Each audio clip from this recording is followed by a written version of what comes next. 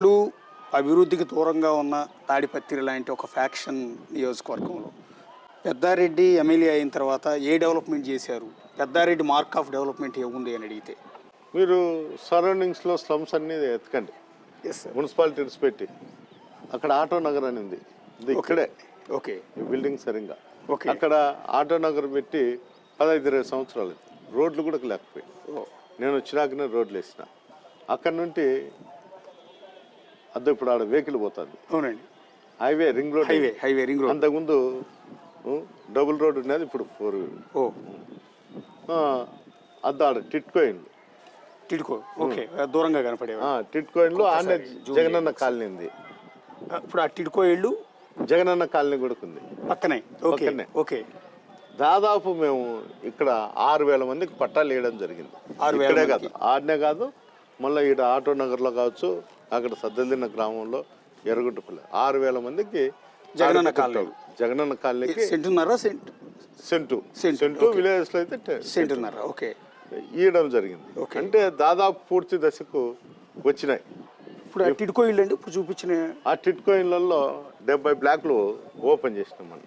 ఇచ్చేసారు, అలాట్ చేసినాం. దానిలో దాదాపు 400 ఇళ్ళకైతే ఆల్రెడీ ఇళ్లలో చేరిపోయినారు. మళ్ళీ ఈ మంత్ లాస్ట్ కల్లా అంటే ఇంకొక 5-6 రోజులకు మళ్ళీ 300 ఇల్లు అప్ టు పోలింగ్ లోపల 1,500 ఇల్లు వాళ్ళకి హ్యాండ్ ఓవర్ చేయగలం. 1,500 ఓకే. ఈ విధంగా మేమైతే డెవలప్మెంట్ సైడు బాగా చేసిన ఐడి డ్రింకింగ్ వాటర్ అని దాన్ని శిథిలావస్థలో ఉండేది.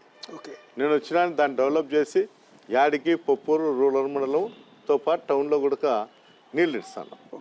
దాంట్లో ఎంత అవినీతి జరిగింది అనేది నేను చెప్పాల్సిన అవసరం లే. చైర్మన్ గారిని అడిగితే ఆయనే చెప్తాడు మేము ఎంత తిన్నాము దాంట్లో అనేది. ఈ విధంగా రోడ్లు కావచ్చు, వ్యవసాయానికి నీళ్లు కావచ్చు, తాగునీరు సాగునీరు అయితే ఆల్మోస్ట్ ఆల్ నేను చేసిన, అది నేను గర్వంగా చెప్పగలుగుతాను. అంతెందుకు అక్కడ 23 ఎకరాలు ఏరు పక్కనే ఏటిపురం పోకే పార్క్ తయారు చేసినాం. వైఎస్ఆర్ గ్రామీణ పార్క్ అని. అక్కడ కూడా రాసేటి స్టాచ్యూ పెట్టాము. ఐ లవ్ తాడిపత్రి అని ఎల్ఎన్టీ వాళ్ళు స్పాన్సర్ చేశారు. ఇక్కడ సొంత డబ్బులతోనే ఆడ ట్రాఫిక్ పోలీస్ స్టేషన్ కడతాను నేను. ఒక స్టాప్ అయితేనే అతను పోయి స్టే తీసుకొచ్చినాడు, నిలబెట్టా.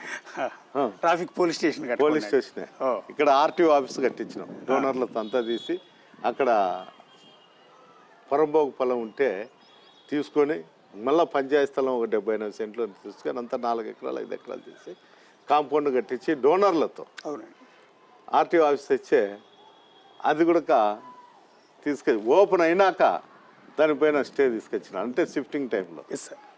ఇట్లా అనేక దాని మీద అంటే ఈ డెవలప్మెంట్ అనేది నేను ఉన్నప్పుడు చేయలేకపోయినా, నేను దిగిపోయినాక, మా ప్రభుత్వం లేకపోయినాక, నేను ఎమ్మెల్యేగా ఓడిపోయినాక ఎవరో ఎమ్మెల్యే వచ్చి ఒకసారి ఇంత డెవలప్మెంట్ చేస్తా అంటే నన్ను ఏమన్నా అనుకుంటారేమో అని ఒక నీచమైన ఆలోచనతో ఇట్లా స్టేలు ఇవన్నీ చేయడం జరుగుతాయి. వచ్చే ఎన్నికల్లో మరోసారి ఎమ్మెల్యే